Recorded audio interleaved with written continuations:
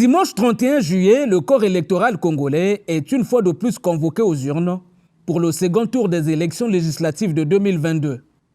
Dans la foulée de la campagne électorale irrélative, l'attention de l'opinion nationale reste focalisée sur Mouyondi, l'une des circonscriptions électorales où deux candidates s'affrontent, au prix notamment de leur survie et hégémonie politique.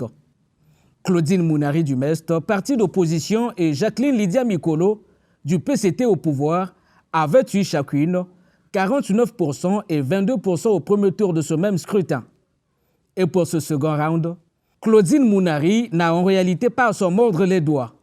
Seul 1% lui suffit pour empiler l'écharpe de député national et peser de tout son poids à la prochaine Assemblée nationale.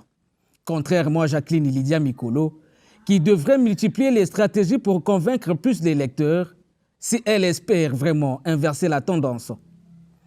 Au regard de cette affiche politique aux enjeux bien différents, pour les prétendantes en lice ainsi que pour leurs familles politiques respectives, les réactions fusent de partout.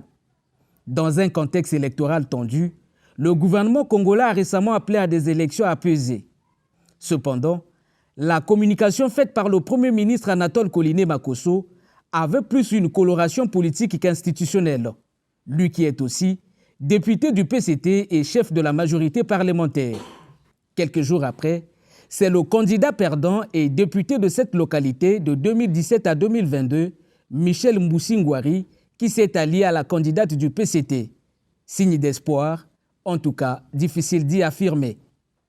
Depuis cet acte, plusieurs internautes se transforment en institut de sondage en plébiscitant même déjà le vainqueur. À bien des égards, le Parti congolais du travail qui a déjà raflé 103 sièges dès le premier tour lorgne toujours sur la circonscription unique de Mouyondi, historiquement considérée comme le bastion de l'opposition et favorable à Mounari qui a déjà été député par le passé ici. Et si Mikolo et le PCT veulent vraiment arracher ce siège, ils devraient beaucoup se battre et ce serait peut-être historique. Attendons de voir.